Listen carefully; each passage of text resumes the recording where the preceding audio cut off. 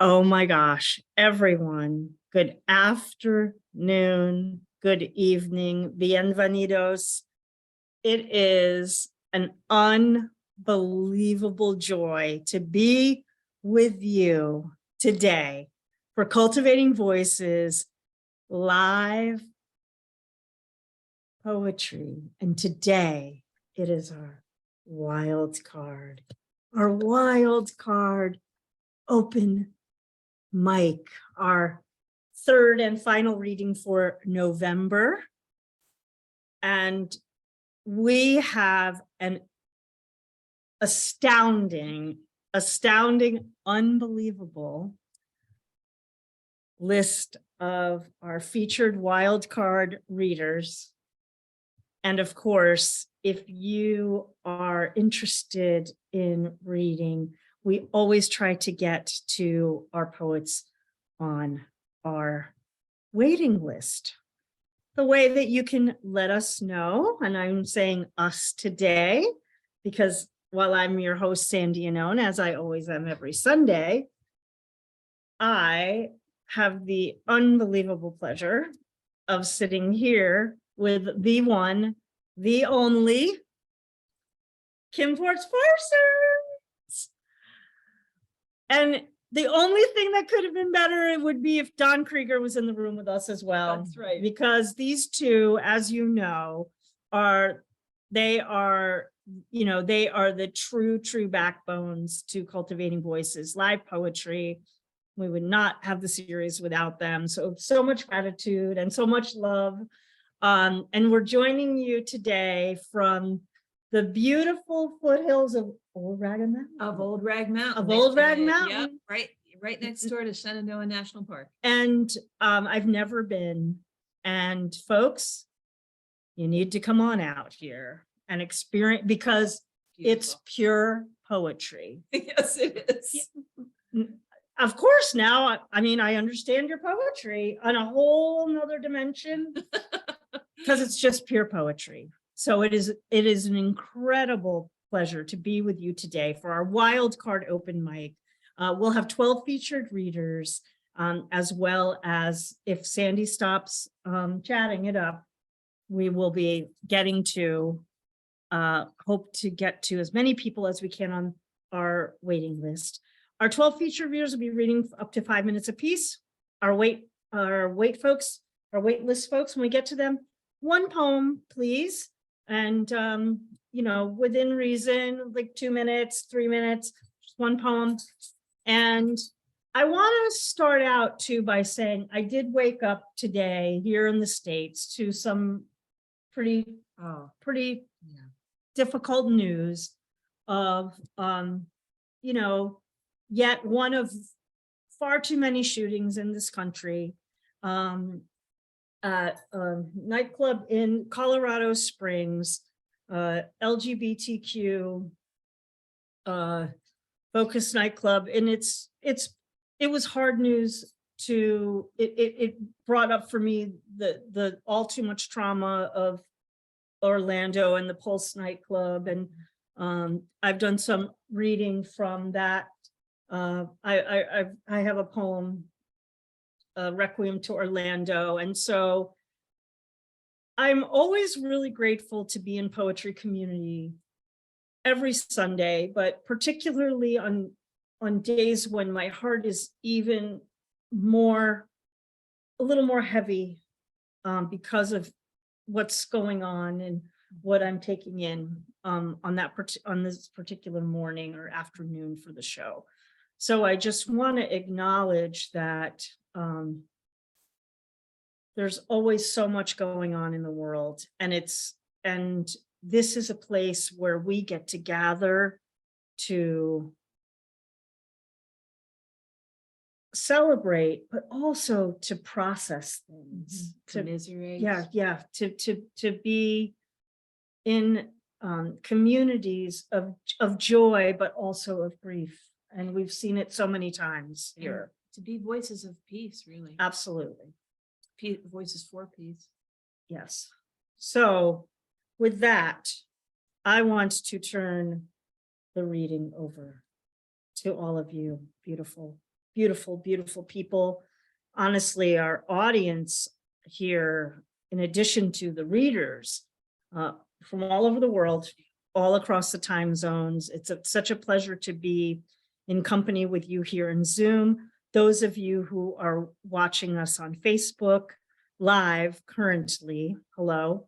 And of course, the many, many of you, and I'm so grateful, who contact me to tell me how much you appreciate being able to watch the recordings after the facts. Hundreds and hundreds of people watching every single week.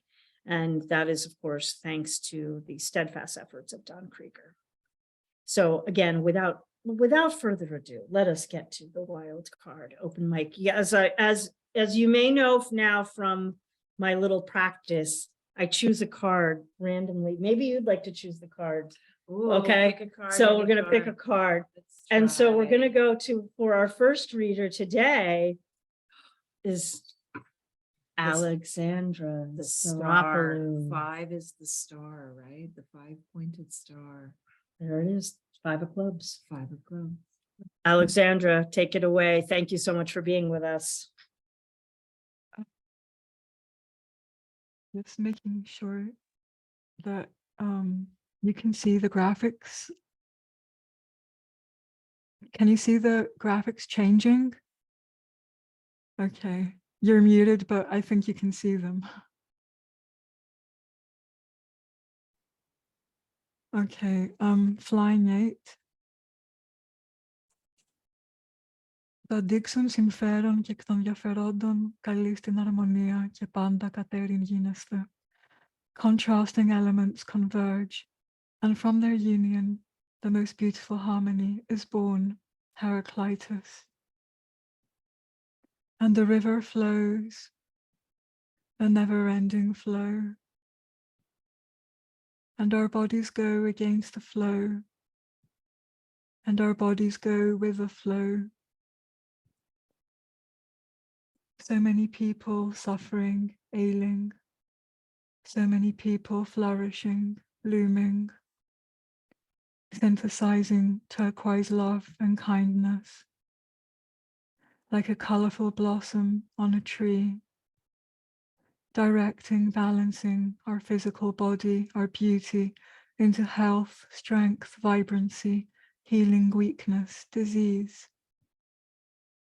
releasing our spirit into mystic quality. Fly, fly, fly, fly, fly, fly. And the river flows, a never-ending flow. And our minds go against the flow. And our minds go with the flow. So many people devising, propagandizing, discordant ideas. So many people initiating, rippling, harmonic ideas, synthesizing turquoise love and kindness, like perfect symmetry in an uneven diagram, directing, balancing our thoughts, our words into order, clarity, relief, subduing darkness, chaos, releasing our spirit into mystic quality. Fly, fly, fly, fly, fly, fly. And the river flows, a never-ending flow. And our hearts go against the flow, and our hearts go with the flow. So many people fighting, taking a dislike to each other. So many people collaborating, taking pleasure in each other's company, synthesizing turquoise love and kindness, like a spark of fire in the darkness, directing, balancing our emotions, our passions into hope, courage, brilliance, overcoming resentment, fear, releasing our spirit into mystic quality. Fly, fly, fly, fly, fly, fly. And the river flows, a never-ending flow. And our souls go against the flow, and our souls go with the flow. So many people gloomy, stressing outside their magical world. So many people glowing, shining inside their magical world. Synthesizing turquoise love and kindness, like the fluorescent glow of a firefly. Directing, balancing our intuition, our flame, into aspirations, visions, luminance, phosphorizing visible, invisible, releasing our spirits into mystic quality. Fly, fly, fly, fly, fly, fly. And the river flows. Just let it flow. Thank you.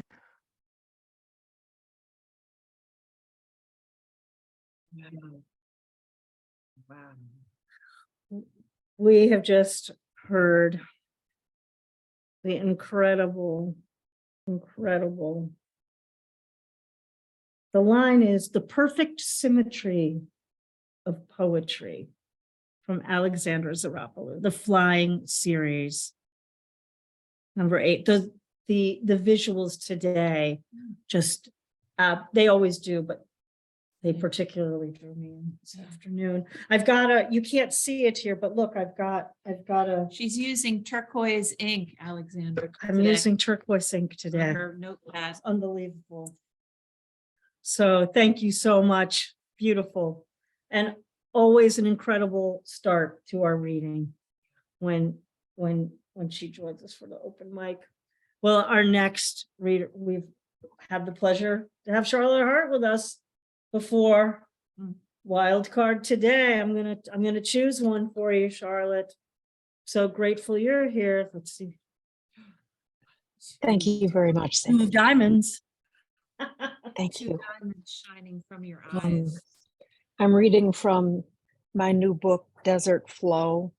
It's on Amazon and my publisher's website, which is Cloud Hands Press, for digital devices, but soon it will be in print.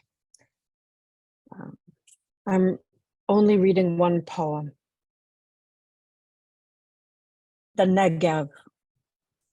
Desolate and vast, we take water, wear hats, and walk the folds and faults, the empty span, full of present and past. This land is stripped to its soul. Its colors copper, chalk, and marl, glittering mica, shades severe, austere in the glare, a silent prayer. I hear my heart beating. Aggressive stillness hangs in parched air. You hear a desert tinnitus, a single dry hidden note. You said you would lay on top of me to protect me from the sun. This is the naked place. Purple shadow under this massive bluff, earth on earth, we are wind-swept heat. The sun travels, dazzles across the cliffs. The desert shrugs off our names. I leap lust and suck the tips of your dusty fingers, your middle finger to the bone. You have your hands slow on me, face to face. You dig into me, sand cat, wadi heat, harsh hunger. Our legs in the bruise of sand, raw repetition enters deep. Time etched in the massive hills. This engraves me. Your passion creates me. You sign me. We breathe ancient breath. Mirage of undulating stones, watery lake visions, eyes closed to emptiness. Our inhale echoes for many moments. With us, the shimmering land exhales. Our breath is outside of us. Panicked bodies pumping blood, souls of the unborn real, souls of the dead reveal. A live frog waits in a stone. Beloved, this is too much to feel. Cling to me, dark life. Thank you. Ooh. Oh, you know, I'm sitting here with Kim Ports Parsons. I'm Sandy Yannone, your host today for Cultivating Voices Live Poetry. It's very rare that I have someone sitting alongside of me, and I think I have to do it more often because I really do enjoy the shared experience of, like, we'll sigh and Kim will sigh or I'll sigh, or like you can just kind of hear the experience of another person breathing and listening with you. It's really energetically amazing. Thank you so much, Charlotte. Oh, just Beautiful. Just kind of, Thank you. I'm windswept. I am windswept by that. Thank you. Thank you. And I want to remind everyone, please, of course, features, and those of you who are not reading with us today, because you often are our featured readers as well. I mean, this is the beauty of this community here, is that on any given day, any of you are, have been, and will be the features here on Cultivating Voices Live Poetry. Please do feel free to, in the chat, send your love, admiration, appreciation for our readers. When I attended different readings, I noticed the exuberance in the chat never reaches kind of the fever pitch that it does on Cultivating Voices Live Poetry. So I want to encourage you to please do use the chat, respectfully, of course. I always say that, and it's never a problem, but I like to just remind people. And also, please do feel free to put your links to your books, your chapbooks, your upcoming readings that you might have, any news you would like to share with us, not only here in the chat in our live reading today, but of course, always feel free to go to our site on Facebook and share what's going on with you during the week. We love to hear from you. Well, next, so thrilled that today we get to hear. I'm just giddy about the whole reading today. But I've just about fell off my chair. I was just so happy because I had just seen this amazing photograph of Karen Poppy with, okay, Kim has a dog. Kim has a dog named Sadie. So I don't want to offend Sadie and just say one of my favorite dogs on the planet, Kitty.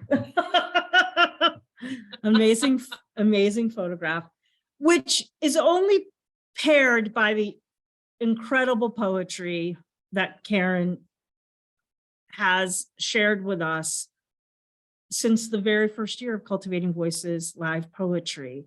And I remember the very first time discovering Karen's chapbook, Crack Open Emergency.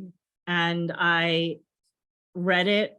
I purchased it, I read it, and was like, I really want to experience the poetry. Reached out to Karen, and it's been such a joy to have you as part of the community with us since those early days. And so thank you so much, Karen. I'm looking forward to hearing the poetry today.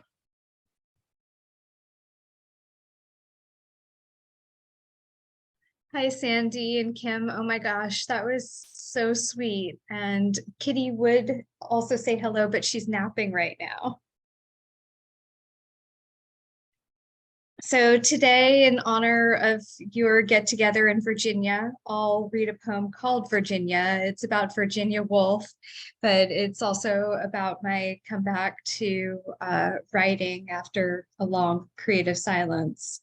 And this song was also, this poem was also set to music, art song by a composer. And I'm looking forward to one day, hopefully hearing it performed. Virginia. I've survived everything, even myself drowning. I've emerged singing, wiping mud from brow, learning how to breathe within this expansion, having broken free from every prison, even that of my own lungs. In death, I am alive.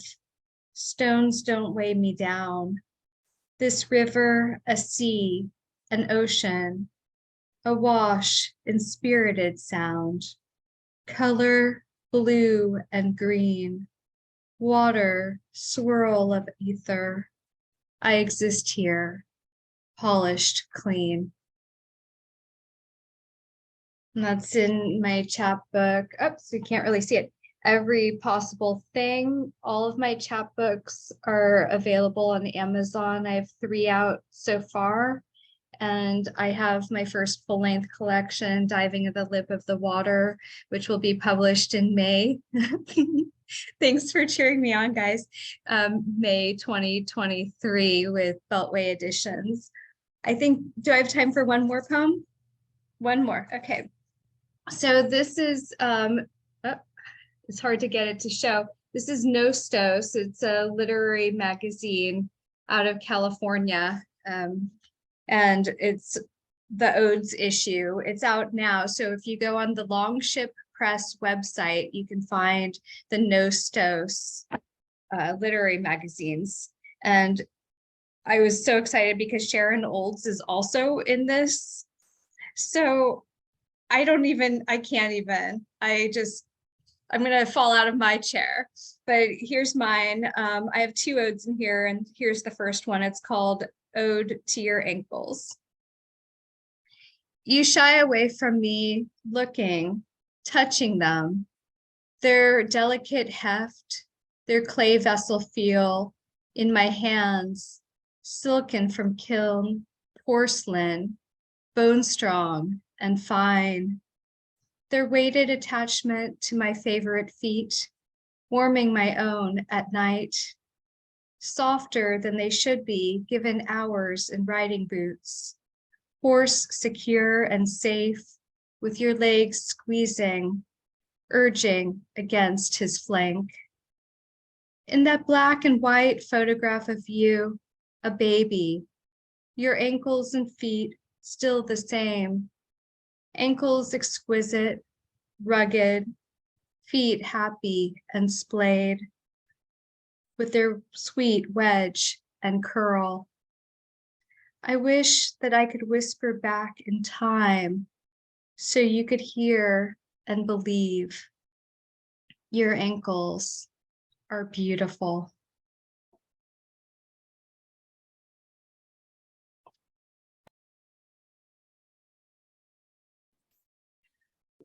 That is Karen, Poppy, and as Kim just said, that is fantastic. Fantastic. Of course, we are huge fans, and well, all of the chapbooks are available, and now I can't wait for the full collection, and I can't wait for a new book showcase. And what a thrill.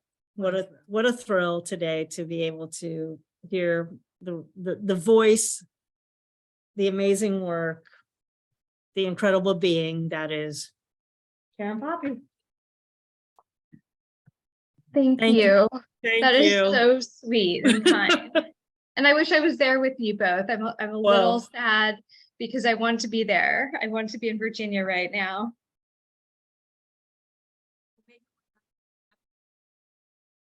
We will. Elaine. I know. It's just going to be one feature after another today, everybody. That's what it's all about. And Kim can attest to this. I saw Elaine's name come through and I just I also went crazy. Yes. Like I was just like, oh my gosh. Woo! What a gift today. What a gift. It's a Thanksgiving of It poetry. is indeed. I'm filled with gratitude for each one of you. And to get to hear Elaine Nadal. Wow. What a day. What a day. Thank you. Thank you, Elaine, for joining us today. Can't wait to hear the poems. Hi, everyone. I'm so happy to be here. I will start with my poem called Eyes. Puedes tener paz en la tormenta, fe y esperanza cuando no puedas seguir. Grandmother used to talk about having peace within a storm. It was an idea from one of her favorite hymns. I particularly found no enjoyment in the melody, but appreciated the sentiment. My storm would end when the sun was no longer out of reach and I obtained the freedom to be. I'd stare at the window, hoping to see beyond, to travel across. I was not allowed to go out. Mother was not allowed to go out either. Brother went out and received no beating, so I looked forward to thunder and rain. There was no escapade to miss, and the house was less wearisome. My storm would grow many legs and flee, but before shrinking and growing legs, it grew scales and many heads. Its eyes still appear in the stillness of a season. They have followed me across the beach to the little house I rent. Today, I am old enough to be. Today, a hurricane strengthens before arriving in the morning. The orange blue sky has no signs of chaos yet. I watch the sun go down and think of my grandmother dead in her bed with her eyes open and no teeth, defaced by a storm she kept to herself. And I do not pray for peace within. I pray simply for peace. That was Eyes, and my last poem is called To Poetry. It's strange how one can be living in emptiness and not realize it until the sunlight falls through the window shade, until a boat sails the ocean or a ground is covered in cherry blossoms. I became a healer and medicine woman unexpectedly, yet naturally, when I started digging for the roots of infection and affliction, when I began searching in between quietude and commotion. I was incomplete without awareness. I carried pain without acknowledgement. I simply existed. The moon was just a moon, and I'd hide when doubt clung like your eyes on dead wood. But you, divine jewel, were there when I needed someone to hold my hand, to remind me of a spark I had, to let me know I don't need to sit quiet and pretty. Poetry, you are a daybreak, a delight, a beautiful once upon a time happening each instance. Paper and pen meet with soul and spirit. Mi poesía, bendito desahogo, bendito arroyo. I heard your trumpet sound in cool jazz. You came not riding a horse, not like a ghost, but an arc, an interlude, a bridge, blue like sapphire, like a blue marble tree. And it grows and it tastes sweet. Thank you so much. Oh my God. We're groaning over here, Elaine. It's so good. Wow. Thank you. Muchas gracias. Thank you, de nada. Poetry, you are a Poetry, daybreak, you a are delight. a delight. And Please. of course, as we were here, as we're anticipating the crescendo of the To Peace. Yeah. Oh my God. Ah, beautiful. That Still is the breathing. exquisite poetry of the one and only Elaine Nadal. Yes. Thank Oh you my so gosh. much. Yes. Until next time, my dear friend, until next time. Oh, Wow. what a day. It's All right, like it's one feature after another. It's one feast after another, one feast of feature after another. I'm trying Wild to cards. It's a wild card. Oh my God. Where are the Where's cards? the cards? Oh my gosh, did we get a card? Did we get a card for Oh, well, Oh my let's gosh. pick one. Let's pick one. Yeah, that was 10 diamonds. 10 of diamonds? That was 10 for of Elaine. diamonds, Elaine. That Oh was my gosh. 10 shining diamonds across the sky. Oh my gosh. Okay, sorry. We're getting swept, very swept up here In the poetry. in the poetry. Poetry is daybreak. And you know, here at the foot of Old Old Rag Mountain, near Shenandoah Valley, daybreak was poetry. Daybreak was poetry. So Yeah. that so resonated for me. Oh my gosh. All Okay, right. so Harvey, what's Harvey this time? Harvey, our dear Artful Dodger. I must be a joker. I must be. Oh, I took the jokers out. You know should've put what? it back I in. often do take the jokers out. I I do. should've I left do. Well, right. They were I all have to in say I Brooklyn. do. Okay, here we go. I'm going for the, Ooh, oh. a lot of diamonds we are all about today. shining A lot of diamonds. diamonds today. There I Beautiful, go. tough poetry. Means I can cut glass. There you go. Mm. All right. The poem I have for you is 2/3 of the titular poem of a manuscript of mine. Having heard about the events in Colorado Springs this morning, I think it's apropos, although it's going to be difficult to hear. I'll stop at a natural pause in it, and just tell me if you want me to finish it. I will. If not, then I'll just stop there.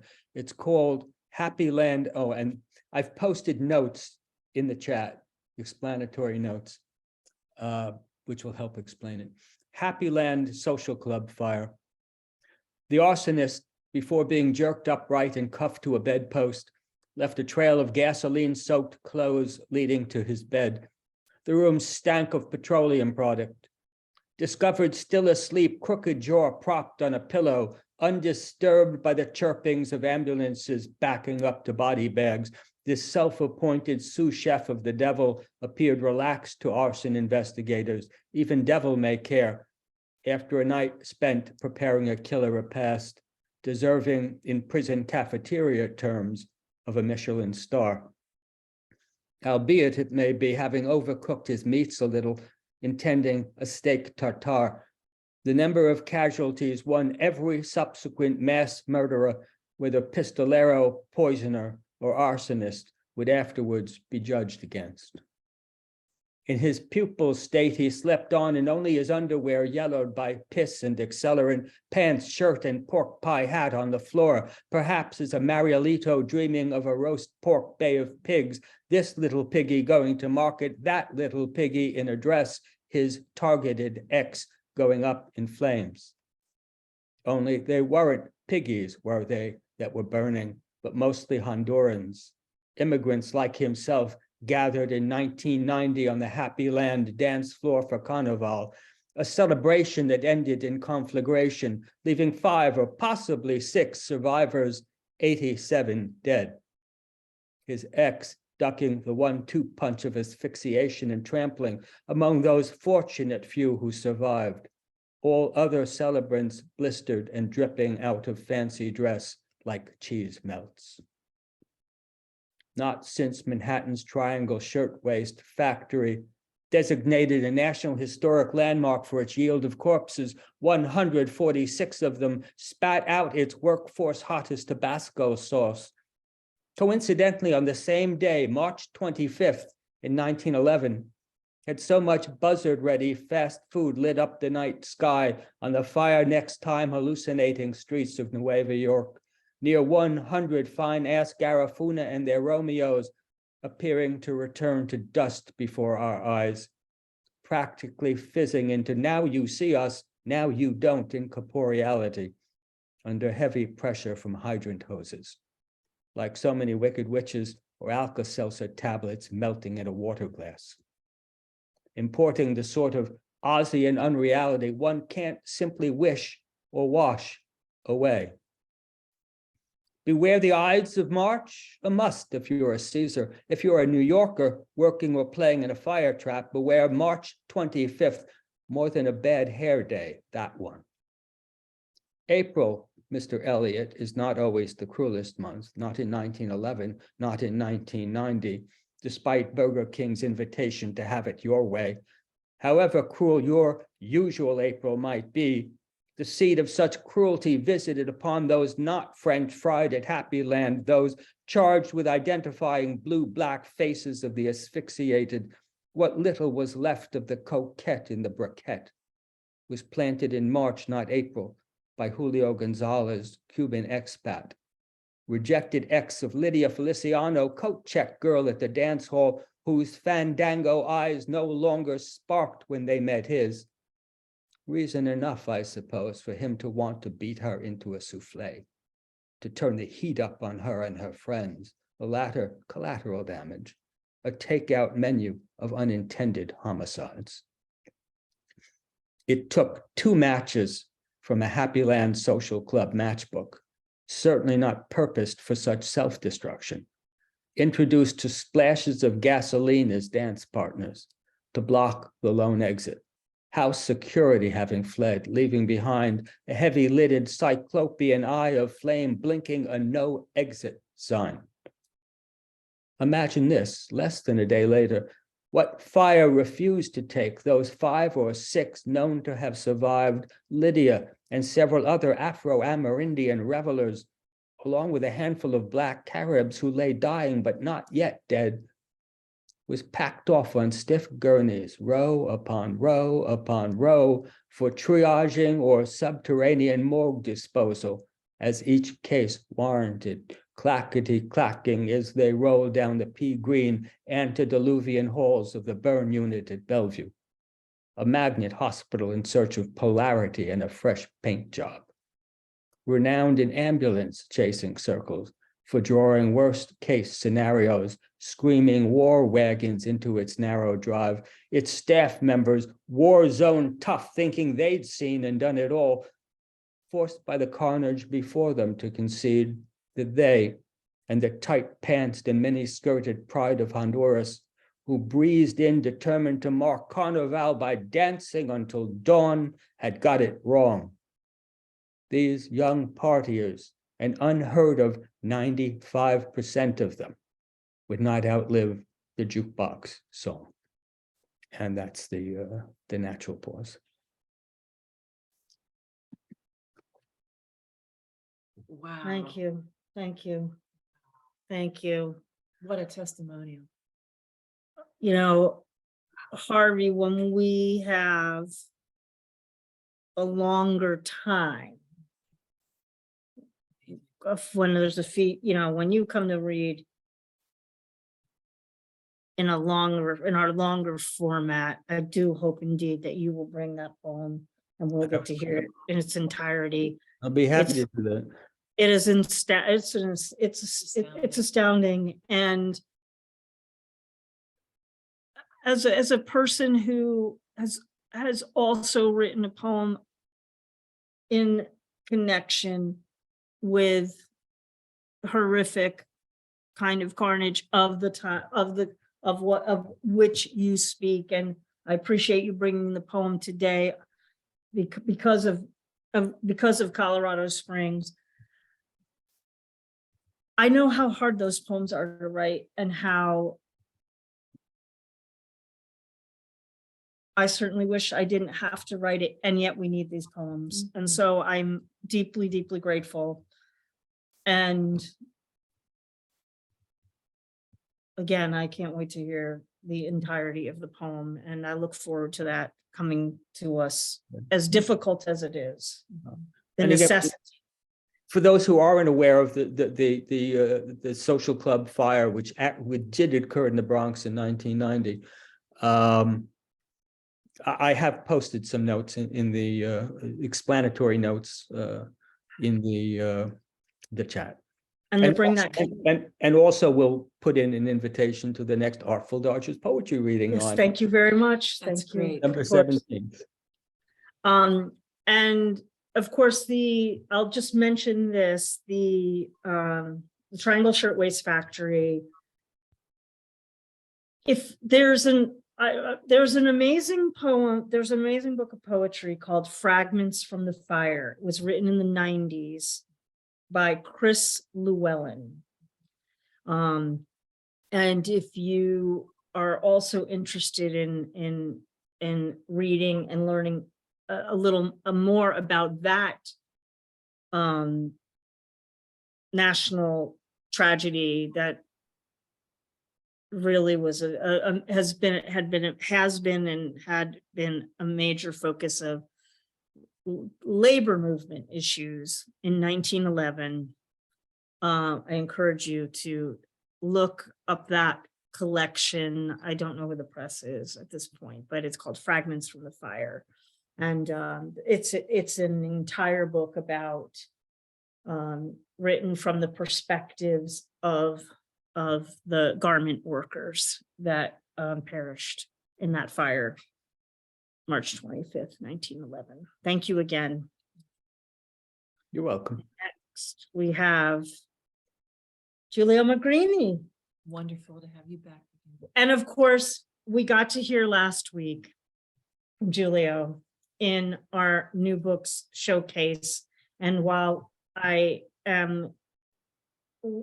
we have Giulio here, I just want to say what a great reading it was last week. As you know, we do one new book showcase now a month. And thank you for opening up the new book showcase with your latest collection, The Color of Dirt. We also heard from Annette Sasson, Marjorie Maddox, and Rachel Hegarty. And if you haven't had a chance to hear Giulio and our other esteemed poets from last week, a reminder to please do go to the recordings. It was a wonderful. It was a reading. really great reading. Okay, Oh, she What wants co- me to pick. we're Julia. picking Let's a see card what, for let's you. see what we got. We got a lot of star energy today. 5 of spades. a lot of star energy. A lot of star energy. Okay, Perfect. as joining us usual. from Pittsburgh. Thank you. I was compelled to change today's selection and dedicate this to the victims of Colorado yesterday, which are all of us. It is my new release. It's in my new release, The Color of Dirt. It's called What We Can Do. It's in 2 parts. There is nothing we can do to the overlords preying over us. Nothing we can do to the governments that suffocate us. Nothing, and more nothing to be done. Our friends sabotage us. We return to our families, failing to soothe us in our pain. They shower combustibles of assurance, deluged in open sores, explosions, burning, cruelty, and it becomes worse than nothing. Unconsumed, fiery apathy. Fiends lurk in every direction. They blind us, and I believe I hear them scream. They bludgeon and prod us and try to devour our remains in a blood-red wave of engorgement. They are more than hungry. They are malnourished. Hollow fangs hidden behind their lips. We are beaten at their festivals. They are purified by our screams. There is no need for air or the future because there is nothing and nothing to be done about it. Our destruction in screams and lamentation coexists with their sweetest contentment. The defamation of our existence shapes their paramount joy until we are eventually slaughtered. And there's nothing we can do in the remaining void that is the distillate evil nothing, not even the smacking of corrupt lips heard quietly in the background. There is something we can do to march forward, smile at the human hearts, beating hopefully and in syncopation on the streets and subways, tables and beds, as we touch the hands of the curious, depraved, lonely, and weeping. There is something we can do to carry the silence with us and take it to every being in chaos, or bring those 2 hours before dawn or any other hour for no other reason than they were sleeping, and that time should be shared by everyone together in the moment, laughing, walking, and if necessary, fists clenched and fighting as one in the battle for righteousness, because we are told by the highest authority, our individual human spirit, that this is what we must do to live, to continue to love and to die, so that this place and these people become better, or to allow access to the ones not yet here. There is something we can do. There is something we must do. We are beautiful.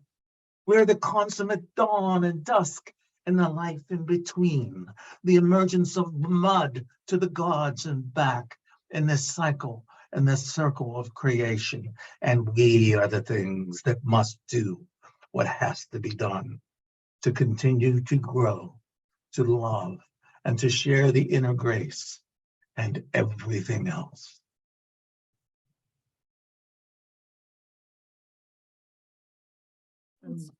Something we can do. What an incredible, moving poem. Giulio Magrini's new collection, Thanks. Color of Dirt. You know, I was sitting here saying to Kim, I mean, you have a way of presenting your poetry. And I know that because I've heard many times now. And there was a whole nother level that you brought today to that reading. And it was really, really, really incredible. Thank you so much. Thank you. Oh my gosh. There is something we can do. There is something you can do. We better.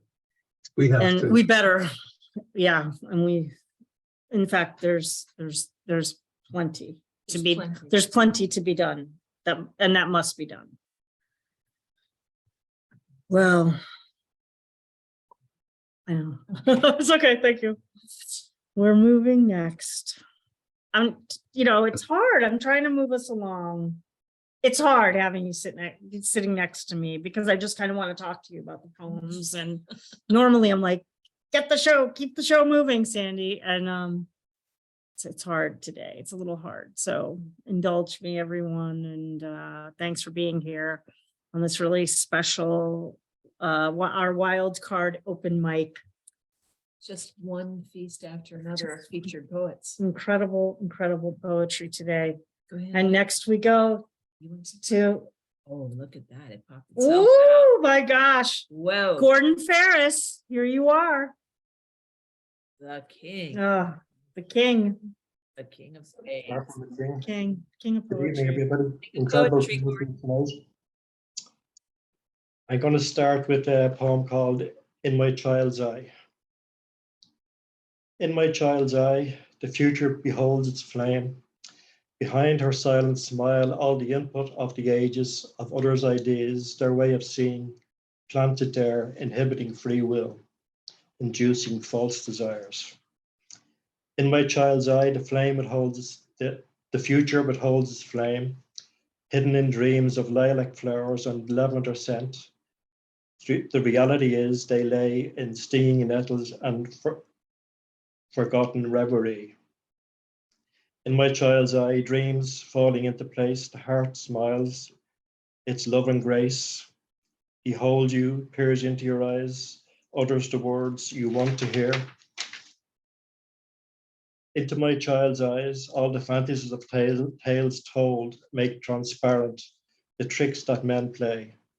How precious these words, how melt the heart that looks.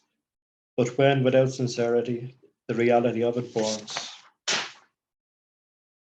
And the next one is called Words Spoken. It's one of those days when the words decide to present themselves without any prior warning, no relevance to what's occurring in my world. They appear from the dark, from the deepest recesses of my dreaming, sleeping brain. Don't seem to recognize the place or time. It's like it comes from another realm, flipping in here and now, the meaning remaining a mystery. Like when you wake from a dream, if you don't grasp it, you lose it. But I will work to making its purpose accessible. And this is called Isolated Flower. This tree with leaf and bloom, this flower with color you can smell. This swan, snow white, that glides across the still water. This beauty around me enables my preference for isolation. And this one is called Pleasure and Pain Are Sisters. Sometimes when you go after something that makes you feel good, you sacrifice what you know to be right. Because something feels good doesn't mean that it is good. Watch the black cat changing color before it crosses your path, or watch the old woman walk under a ladder. Watch the lady blessed with beauty make the sign of the cross at the mention of somebody in pain. And then she sheds a tear for the stranger who suffers loss.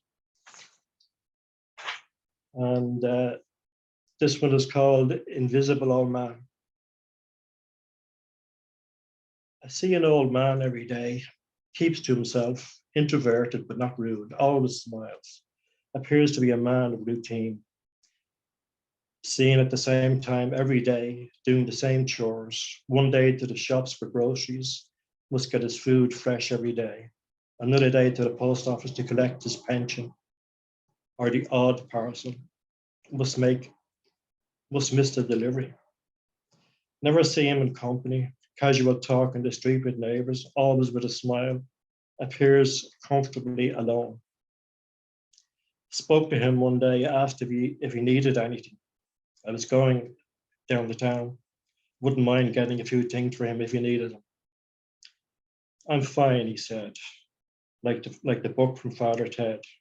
Told him if he ever needed help, I'm just 2 doors down. Thank you for your kindness, but I'm fine, he graciously said. And I'm going to finish with a poem that I wrote about, it's for my grandchildren. My grandkids come, they stay with me every summer, and they go back home to France at the end of the summer. It's called Silence. In like a tornado, 3 mini whirlwinds whooshing around, gathering smiles. Their departure will bring tears. Of all the reminders, the loudest is the silence. I wonder if the distance between us, will they look up at the stars? And if they look at the moon, will they see the same light as I do?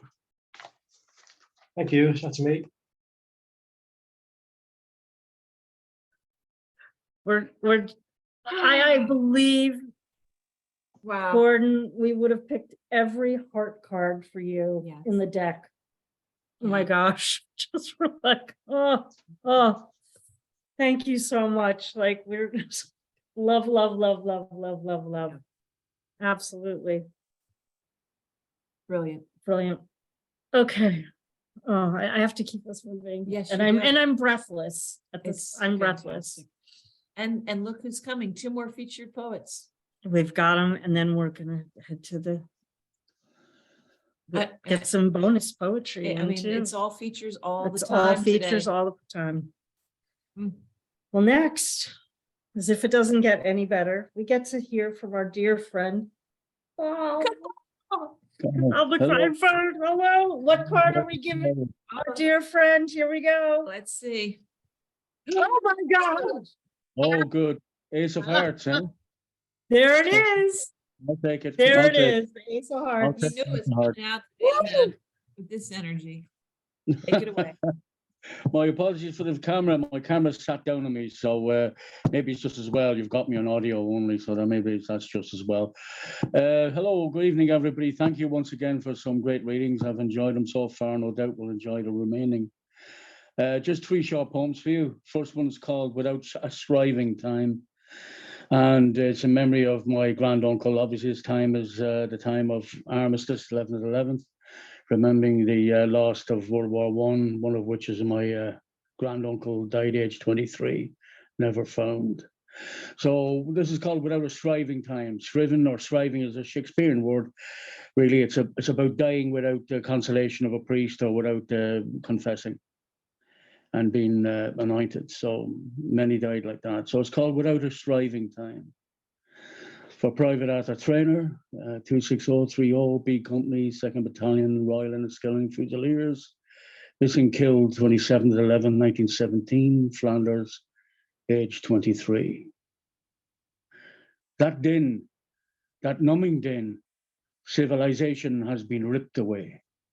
Dirt falls down like raining sin. Tongue thickens, dry mouth. The bitter chill of a November's night clear cuts to the bone. A shell hole, water wet, cold, clarted clay, clotted like stone. Your rifle is held close like a clenched prayer. A talisman, shells fly. Hell's daughters, corpse rippers, Valkyries, gathering in the dead. You do not hear the shell that kills you, sending you to the blue of eternal night circled by stars, without a striving time. And my next poem is built around that great writer, philosopher, and I suppose he was the last of the shamans here in Ireland. He was a philosopher, druid poet called John Moriarty. And a phrase he copied in one of his writings was naked to Tara. And Tara, of course, being the center of the mythological Celtic world, centered in the middle of Ireland. So this poem's called Naked to Tara. My havoc mind yet still endures the vagaries of space and time, locked by the doors of birth and death between. In the unseeing world I walk unclothed, my passing through this fateful age unsmoothed by any circumstance that might be seen, aid my pilgrim soul, naked to Tara. The ancient paths that lay their lines alone to the omphalos of the Tara stone, where seers and boots of deerskin may see sunrise before the rest of the world. I walk in sandals of the morning sun. And if we could just finish up with a sonnet, we're in winter time and it's called A Winter Sonnet. Samhain turns its face to wintering night, leaving the ripening autumnal brown to fall to chilling air and frosted light, the withering of woods and forests flown, to the touch of snow upon branch and leaf, left glistening there in the moonlight glow, where she, in darkening shadows, riding tread, and the hunter's arrow flies from his bow, to seek the target of his hidden eye that lies beyond the border of all things, that breathe on earth and fly the starry sky, to seek the Western Isles where magic sings, the magic of what is happening now, is drawing breath as he tensions the bow. So that's it. Back to you, girls. Another great night. Take care of yourselves. Looking forward to the rest of it. Thank you, ladies. Thank you, everybody.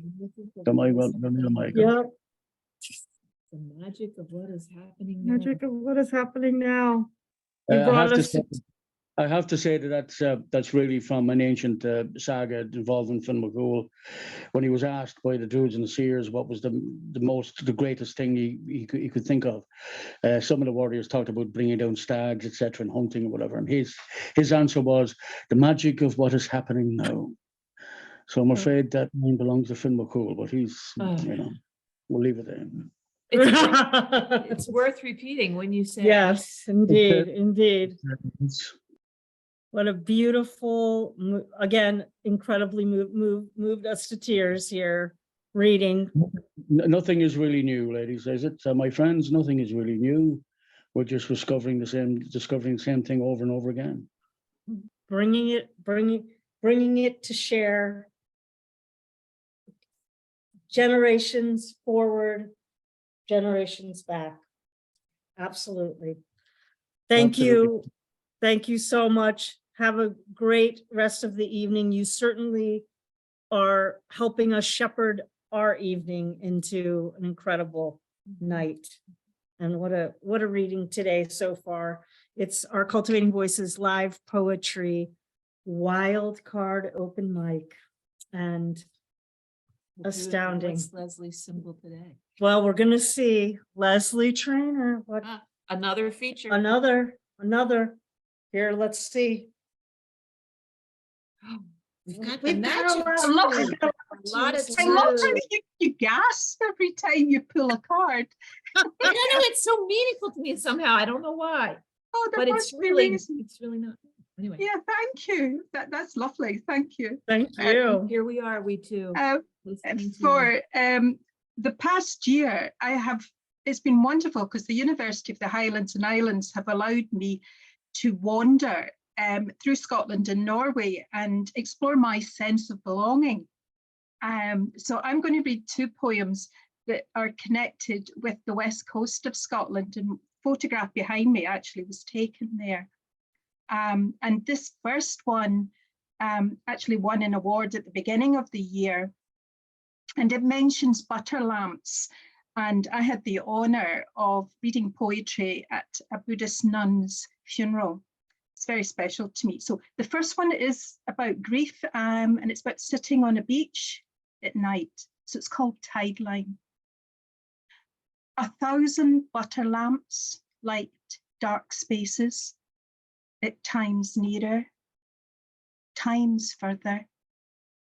Souls in the liminal linger, caught on a spring tide at the space between what was, is, will be.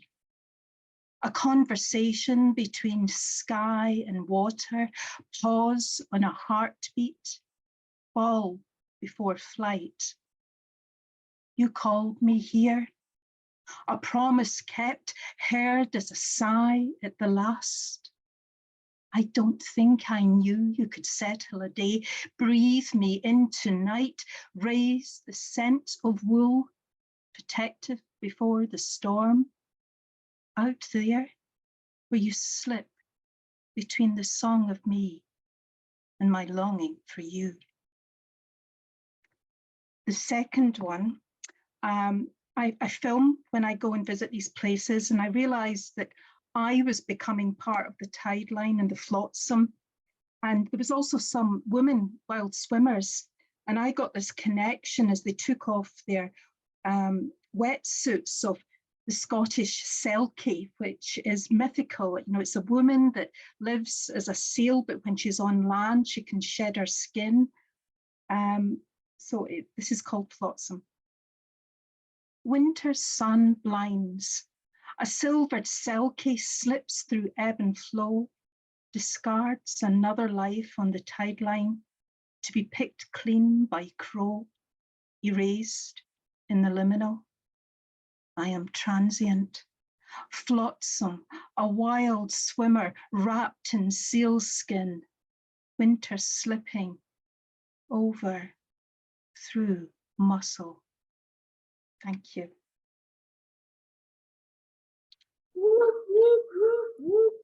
Wow.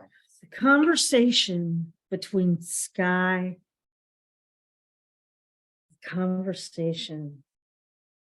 between sky and water. Wow. So stunning, Lesley. I know that conversation, I have it every time I go home. I'm going this week.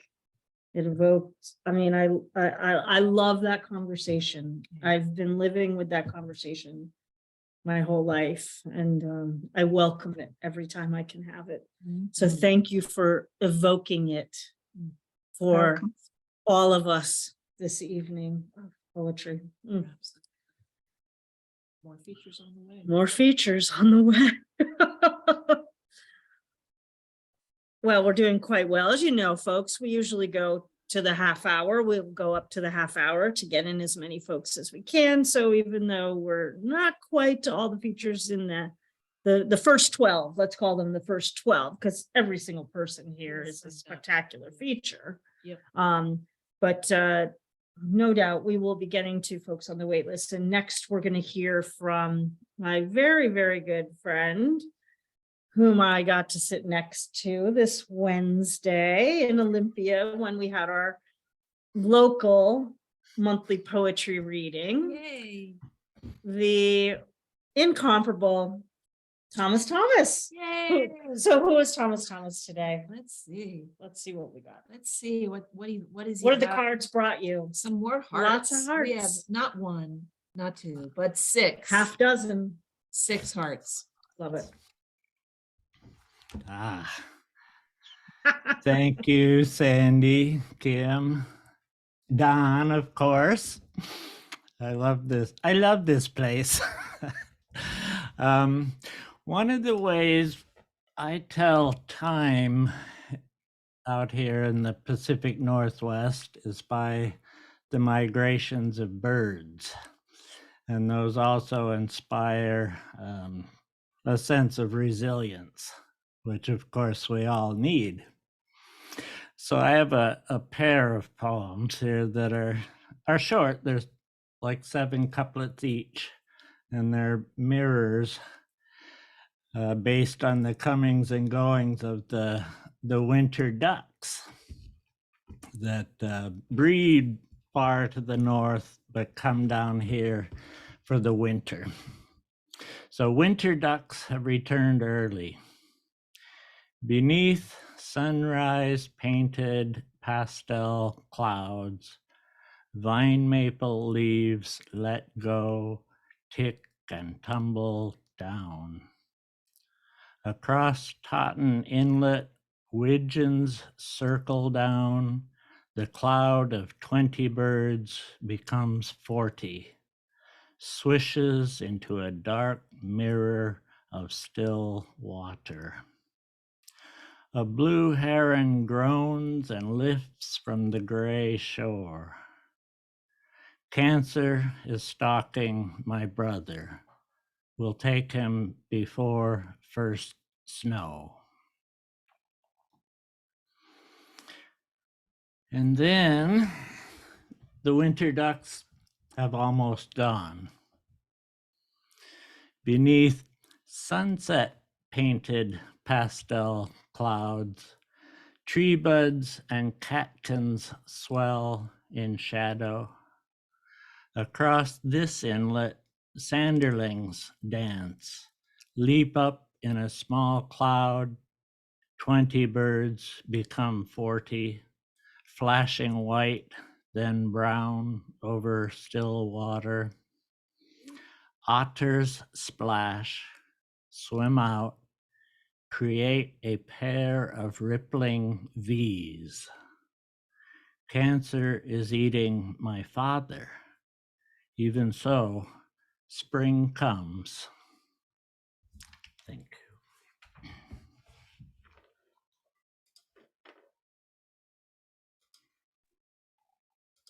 Right. You've heard me say this time and time again. You know, I mean, poetry brings me a certain amount of joy. And nevertheless, and this is what you've heard me say many times, joy and grief are always holding hands. They are always holding hands. And those poems are the just incredible manifestation of that saying for me, those poems. Exquisite. Thomas, thank you so much. And I'm hearing Basho in there, you know, those incredible, picking out that exquisite moment in the natural world and being able to reflect meaning, you know, into our lives. It's just beautiful. It's just beautiful. Well, we next go from the Pacific Northwest all the way over across the states, across the Atlantic, beautiful Ireland, Cork County, Catherine Ronan. Whoop, whoop, My whoop. nightmare. Thanks for that. Great poetry. My internet is absolutely diabolical tonight. Lucky I had my techie daughter to come and help me, so hopefully I get through this. So this poem is published in Cork Words Anthology 2, and they're contemporary Cork poets. And as you know, we think that we're the real Republic of Ireland, not Dublin. We think Cork is the real Republic. I can't see any of your faces reacting because you're all frozen, but I hope you can hear me. Can you hear me? Okay. Can you hear me? Can indeed, Catherine. Hear you loud and Yes, clear. can hear you. great. So anyway, in this, I'm only going to read one poem because I have a lot to explain because it's Cork and we're talking about Cork. So it's called Red and White Bones, and red and white are the colours of Cork. And in this poem, I move between the medieval Cork, where women were sent abroad to even the Australia to, if they stole ribbon or anything, they were imprisoned in St. Elizabeth's Fort, and they had a choice of being burnt at the stake or being deported. So I'll just the first line, baraka, like, so the Cork people tend to add to everything. So Barrack Street would be baraka, Patrick Street was Pana, and so on. The Lee is the river in Cork, and the drisheen that you hear is a kind of local dish that includes the sheets. Anyway, so red and white bones. Buttera, baraka, Hannah home, ham from O'Donovan's for me man. Pick the plumpest chicken in the window, says me nan, with all the other headscarves. Boats with deep pockets, lee full of trolleys, grand parade of first dates. I lick me lips. Love outside City Hall ignites 50 years. Bickerstone in turns my angel upside down. Bodega jazz sweats through white bricks. Songs rise from the marsh of ancient Cork. South Mall awash with the merchant ships, laden with fruit for Cuthberts. Tripe to treen, kidneys, liver, Irish cold K or English market. Elizabeth Fort keeps secrets of stolen ribbon. Women sent to roast in a different world. Charlie the Bog sings the boys of Fair Hill. Murphy is still in a glass of his own. Donkey jackets play red and white bones. This is Cork, boy. Welcome to the moon.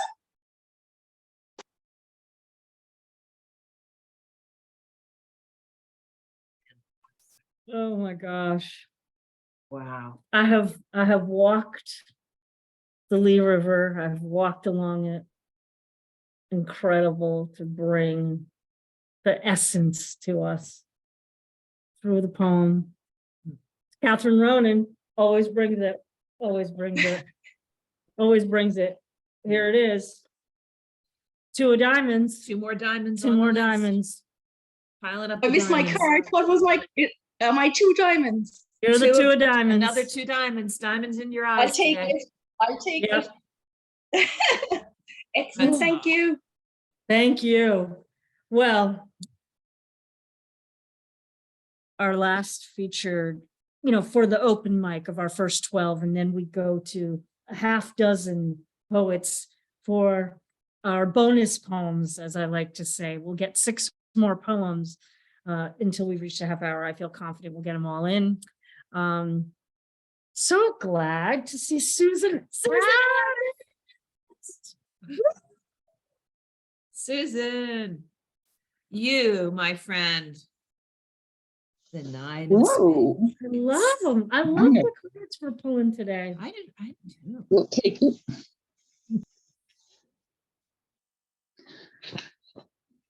All right, you guys. Well, I am so happy to see you two together and have hear everybody else's work today. It's just been fabulous and glad I could get through for a change. Big love, big love. So I've got a couple of newer poems that aren't villanelles. Are you ready? And this first one I'm going to read is called Apparition, and it's a ekphrastic poem.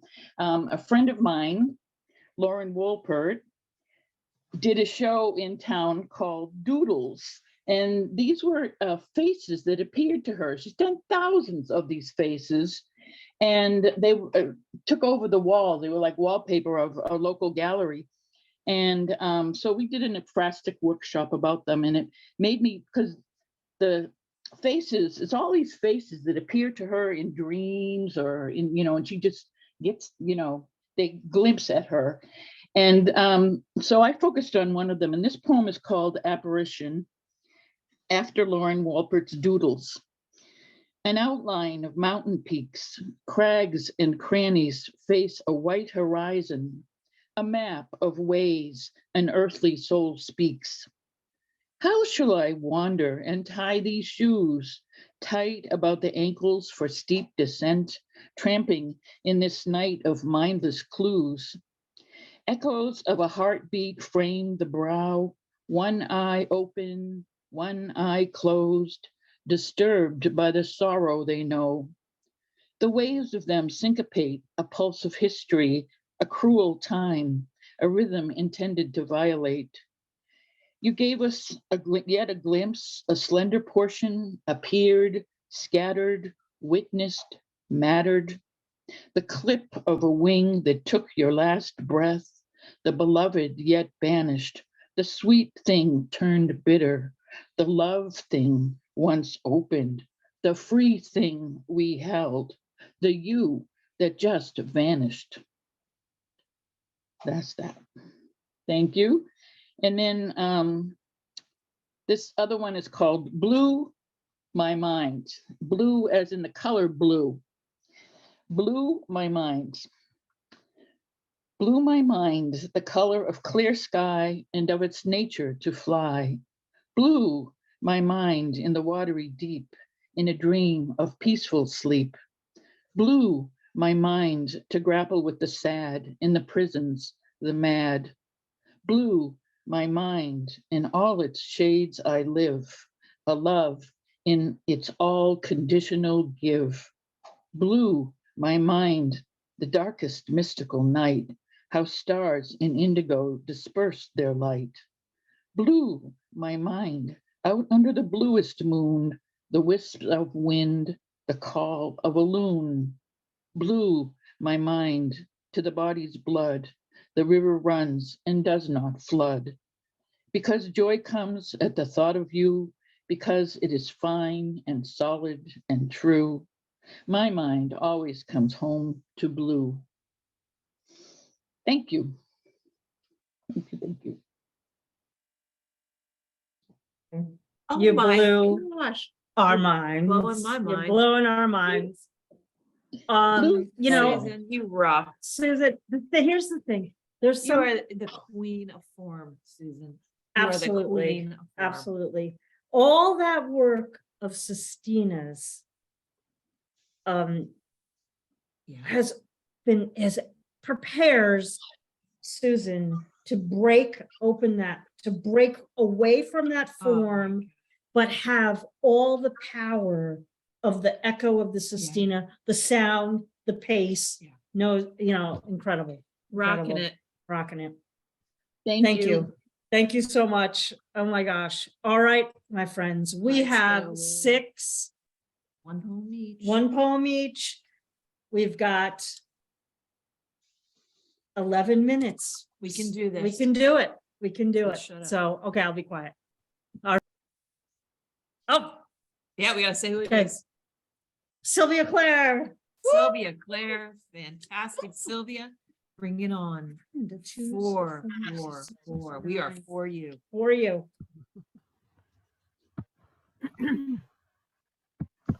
Okay, this is called, if I can get to the top, this is called Draw Breath. Draw breath, my friend. Draw a long, single breath. Linger in this moment with me, being all that you are, and yet nothing. Simply a collection of cells, elements, molecules, DNA ladders, arranged to create you, a living, breathing creature of the planet. Take time to contemplate this breath, but who drew you? Who before you drew this breath, or parts of it? Which trees created it? Which dinosaur, early human, juggernaut, or aeroplane exhaled it before it became your own simple, precious, polluted, and unique breath? Think carefully, my friend. What is this poisoning we take so casually, and wanting more, barely noticing the gift of experiences so rich and diverse, meaning of life to experience, to co-create, to weave it like children creating cat's cradles or friendship bands. So stop, contemplate, draw a clean breath once more. Allow the breath to fill your life with gratitude for your own life. Oh, gone off the page, sorry. The greatest gift we have. Take a long, gentle look at how you live it with compassion, self-reflection, humility, openness and honesty. Thank the trees for creating this breath. Thank the planet for creating you in this moment, in this joyful single moment. Like the steamer rising from a horse's nostril on the frosty morning, see its beauty, its eternal present, and simply draw another breath. Say hallelujah to Fantastic. that. Hallelujah to that. Hallelujah. We actually went into the woods today and we hugged a centuries old a oak century tree. old tree. Yeah. And I thought of that. I was listening to that poem. Amen, Sylvia. Ooh. All Okay. right. Next. I love that Anne One- McDonald is here with One us today. feature after another, one feature after can't another. 3 hearts in one woman. 3 hearts in one woman. And It's perfect heart for Anne. Thanks so much, girls. And it's lovely to see the two of you together. And it feels like forever since I've been able to join you on Sunday. So I'm so pleased to be here. I'm going to keep this short because I know we're pushed for time. My father was born in 1928 and he died in 2020 in August. He was very, very difficult early life, but he was the most optimistic man I ever knew. And this is the true story, and it's called Too Late to Fly. It was the 4th day of the 4th month since you died when I found it, hiding in a Cadbury's biscuit tin, in a plastic folder in the back of a cupboard that we somehow missed during the big clean out. Your first ever, never used passport. Brand new and good for 10 years after April 2020. It wasn't a pandemic or an airstrike that stopped your first flight, nor lack of determination on your part. And in your best suit and fresh haircut for your head and shoulders shot, you should always look your best, you said, and most of the time, even on a weekday, you did. A haircut every 6 weeks, an account in the local cleaners to keep your one and only Louis Copeland suit tickety-boo. You never knew who you might meet when you went to get petrol or to Tesco's. I wonder, did you know that it was way too late? That you would never stand at a boarding gate or check in luggage or grip the sides of an airplane seat when you see above the clouds for the first time and wonder if there really is a God? Or did you want to let us know that in your 90th year, if you wanted to, and if there was a good enough reason why, you could actually fly? Thank you. beautiful, Anne. 3 hearts. 3 3 hearts. hearts. 3 hearts. Fantastic. Oh, okay. I gotta keep things going, but I'm well, like, I'm feeling choked up, just but I've gotta keep going. One feature after another. One feature after another. Oh my gosh. Mm. All right, we go next. Glenda. Oh, Patricia. Oh, Patricia. Oh my gosh, Patricia. Okay. I'm skipping over. I'm skipping over. Okay. And I see the Queen of Brownstone. Yeah. Poetry. Let's just give her that. Okay. card. That's who she is. Yeah. Hard for you. Yeah, very tired queen. Okay, this is, I keep rewriting it and my printer keeps crashing on me for some reason. I'm not gonna go into details. Okay, I'm gonna read off my screen here. It's a Haibun, the Kintsugi Cup. I walked without any course of direction. By a gated garden, a gray and white cat purred for attention. After taking a few photos, I petted her. She limped as she walked. She wore a bandage on her left hind leg and her tail was missing. Yannone turned around and said hello. I smiled and complimented the cat he called Kintsugi. I learned that he found Kintsugi outside his gate, covered in fleas and burns. Her infected tail had to be amputated, and her leg was also broken. Her history didn't alter the clarity of her green eyes, the softness of her fur, or her gentle spirit. The man held an unusual cup. The design reminded me of delicate bonsai branches. Out of curiosity, I asked about the story behind this blue and white cup covered in gold patterns. He said that it sat by his shop's window next to its parent tea kettle and 5 sibling cups. The tea set was made from inexpensive ceramic decorated in blue and white flowers. Unlike its siblings, it was slightly rough on its bottom, but the price was right. However, a boy picked it up, shouted about it being dusty, and dropped it. His mother apologized, and the man forgave her and her son and didn't charge them for the entire set. After they left, he retrieved the broken pieces. He decided to repair the cup in the Japanese tradition of kintsugi, painted the glued edges in gold lacquer. The man explained how flaws should be embraced and beautified, just like with humans, even animals, that we learn to grow from pain, become more exquisite in imperfection, that the cup's golden patterns resemble delicate bonsai branches. He handed me the cup, but I gave it back. He insisted that I was its rightful owner, and I accepted it. I thanked him, turned the cup upside down, saw my name painted on its slightly rough bottom. When I looked up, both man and cat vanished. Golden bonsai touches teacup's rim, flaws beautified. Thank you. Gorgeous. Wow.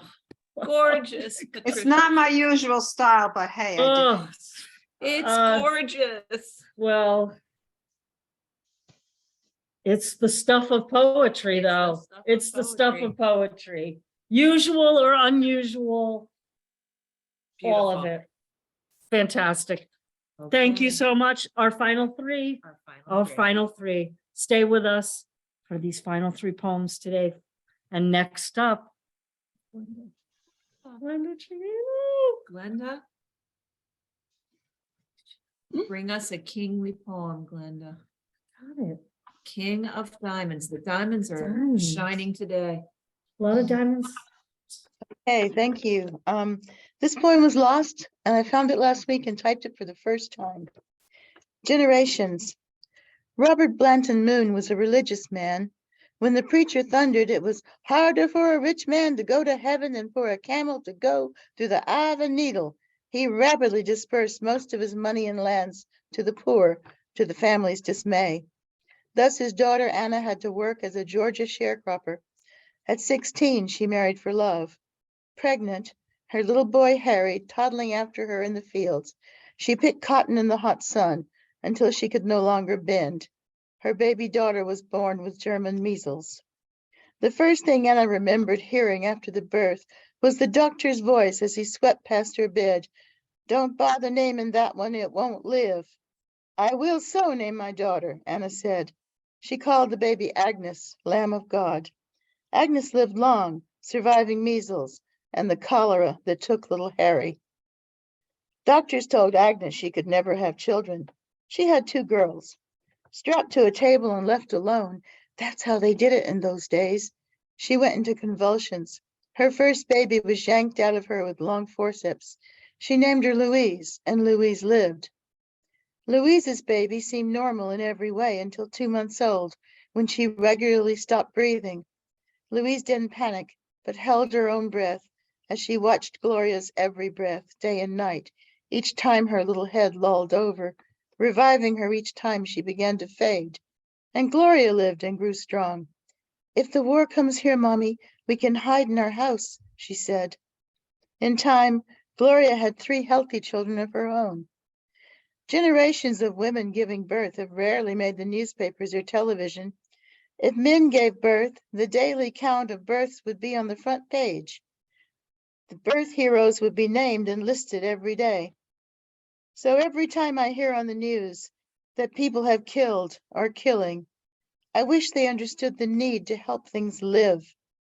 I wish they would remember that each life they casually take, a woman struggled hard to give. Wow. Each life Gen- they casually take. Generations. Breathtaking. That is breathtaking. Beautiful, That's Glenda. breathtaking. Thank you. Thank you for that poem, All true. particularly today. Particularly Yes. today. Really. Yeah. Oh my gosh. I mean, and every day. Really. Life That's heroes. what this poem is about. It's about the life breath of This every whole day. reading. Oh my Yeah. God. Incredible. Beautiful. Thank you. Our last right. two glorious features. Rosie Barrett. Rosie Barrett. Hi. Welcome. Hello there. My first Hello. time here.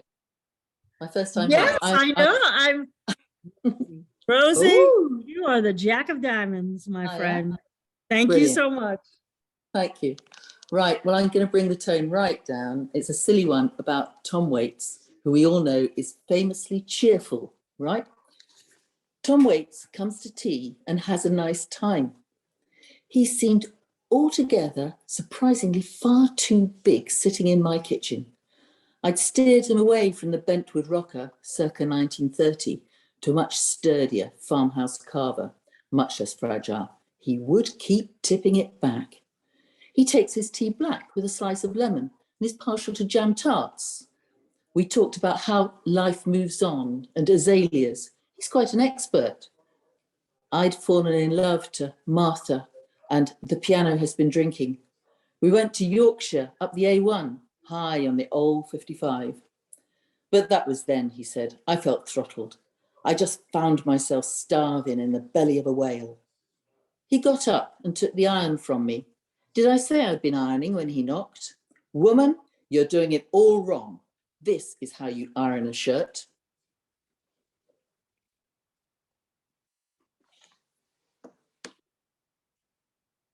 Oh, Wow.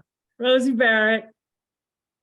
Welcome to Cultivating Voices Live Poetry.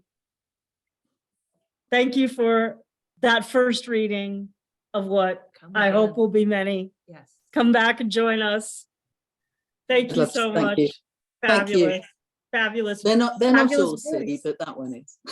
Fabulous. Fabulous voice. All right, 2 more poems, right? Yeah. Let's see.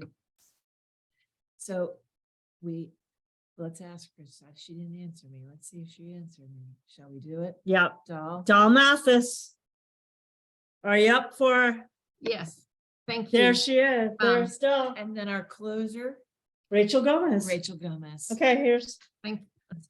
Let's do go 'em. for it. We've got the Jack of Clubs. Oh, Jacks. I'll take it. Stars and stars and stars today. All right.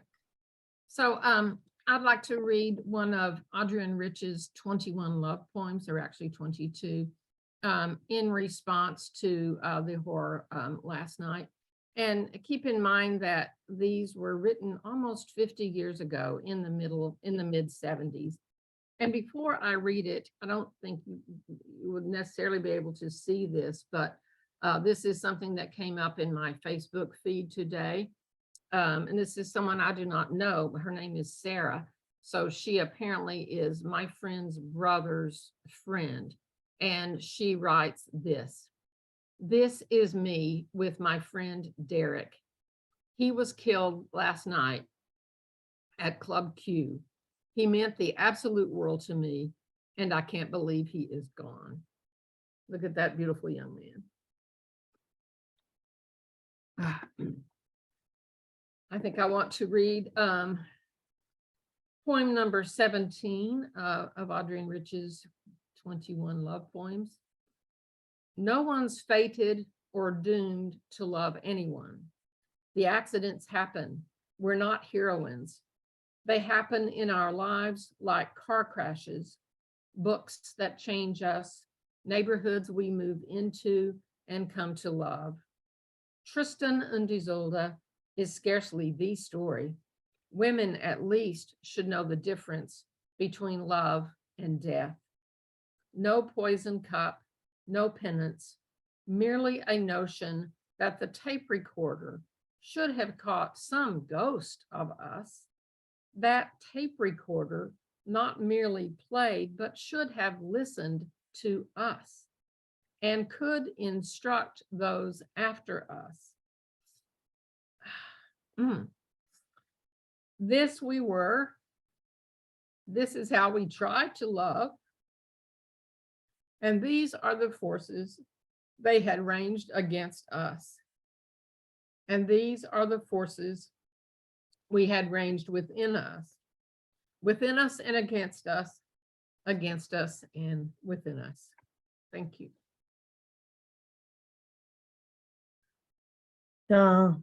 First of all, to bring Adrienne Rich's voice in today from the 21 Love Poems, just amazing. And I'm so grateful. I'm so grateful for that your voice. Folks, if you are not familiar with the poetry of Adrienne Rich, that is from her incredible, incredible collection called The Dream of a Common Language.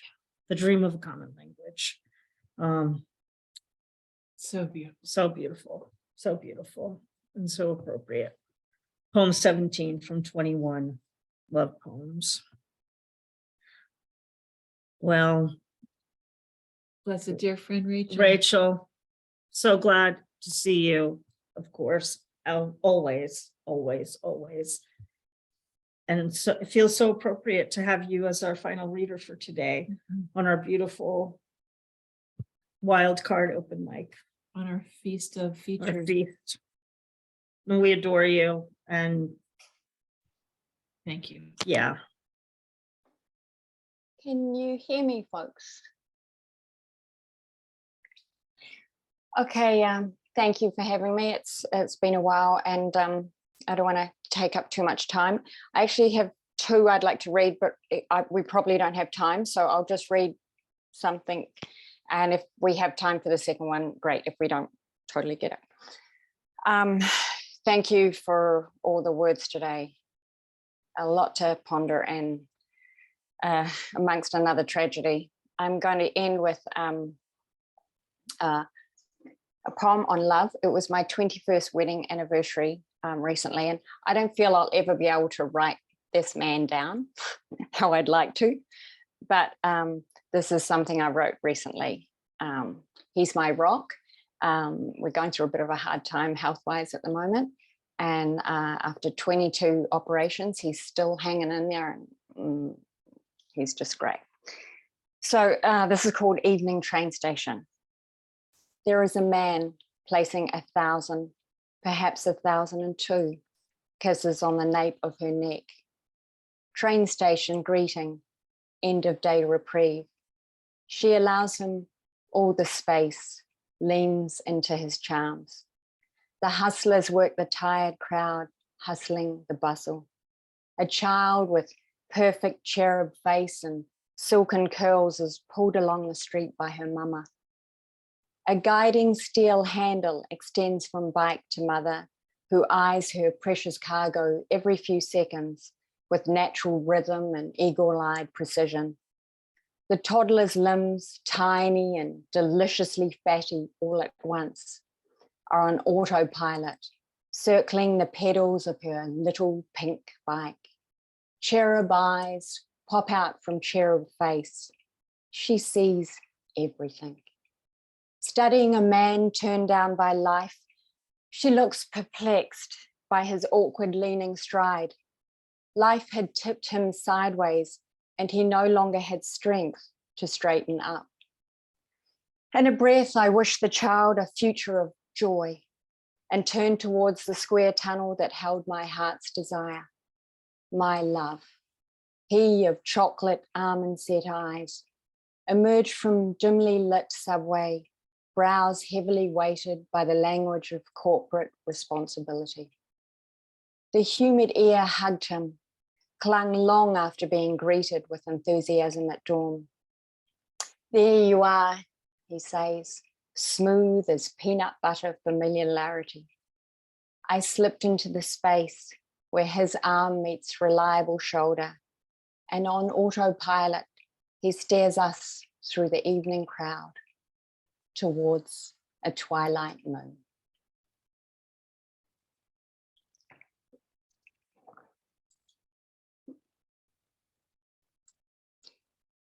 Thank you. That is the incomparable Rachel Gomez.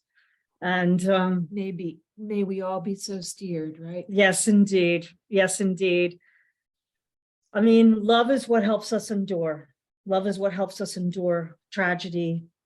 And all of us together, I go back now to Adrienne Rich, dream of a common language. Poetry is our common language. It is what continues to bring us together on our most difficult days, on our most ecstatic days, and everything in between, everything in between. It has been incredible to be here today with you all on Cultivating Voices live poetry. It's our wild card open mic, our last reading of the month of November. We've been with you with people from all over the world, New Zealand, Scotland, Ireland, Canada, US. I'm probably forgetting some other locations all across all the time zones. Thank you so much. I want to remind you all who we've heard today from Greece, also Greece as well. We heard from, when we're going to unmute our mics and give our deepest gratitude and appreciations to our readers. And then I'll read who read today. Okay. So let us go. Thank you. Feel free to unmute. What a great reading today. Well, thank you, everyone. Thank you so Hello much. to everyone. Everyone. I had a we few catastrophes here in my house, but it's okay. One of my trees fell. I broke some ornaments. I was able to fix one. Everything was like going wrong today. Oh, but you couldn't tell it I was by your looking for your voice. tree, Patricia. Absolutely I have fantastic. the big tree, the you. little tree inside. Hold on, Oh I'll bring it my, inside. Hold on. beautiful. Well, we heard today here on Cultivating Voices live poetry, our wild card open mic. We began a little over 90 minutes ago with Alexandra Psarapoulou. We heard from Charlotte Hart, Karen Poppy, Elaine Nadal, Harvey Soss, Giulio Magrini, Gordon Ferris, Cathal Mac Threinfhir, Lesley Traynor, Thomas, Catherine Ronan, Susan Abbott, Sylvia Clare, Anne McDonald, Patricia Carragon, Glenda Cimino, Rosie Barrett, and Rachel Gomez. Thank you for joining us from all over the time zones.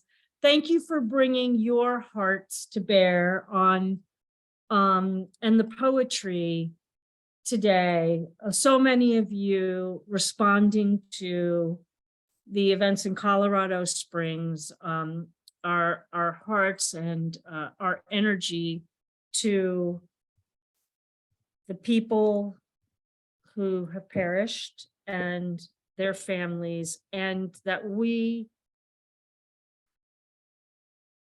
are in solidarity to eradicate this kind of violence.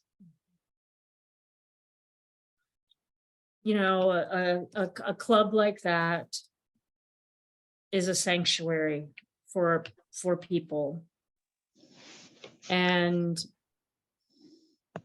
none of us should be subject to violence anywhere, but especially in a place where we seek out to feel safe and alive and joyous and to dance.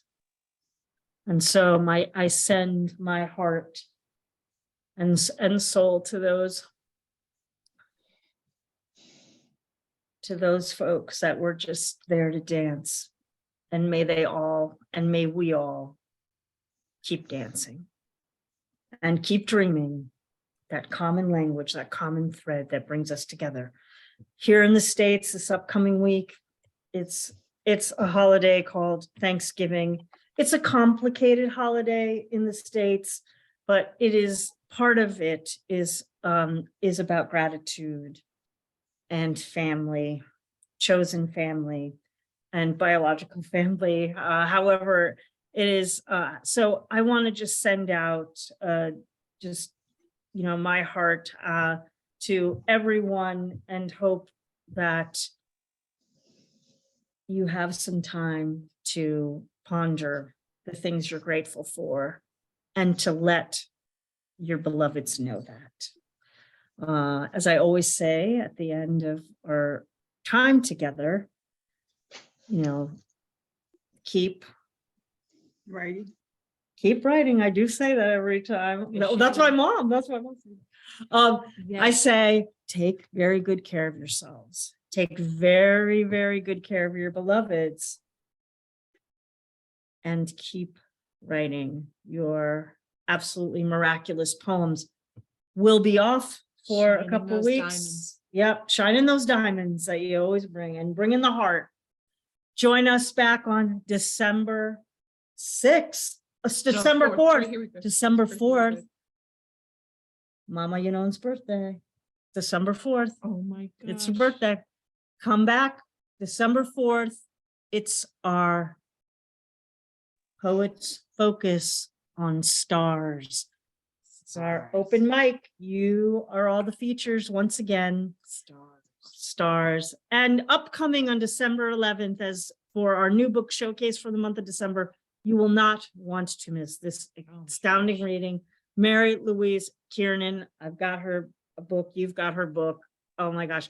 Raul Sanchez. I just saw Raul read from his new book at another reading. Fantastic.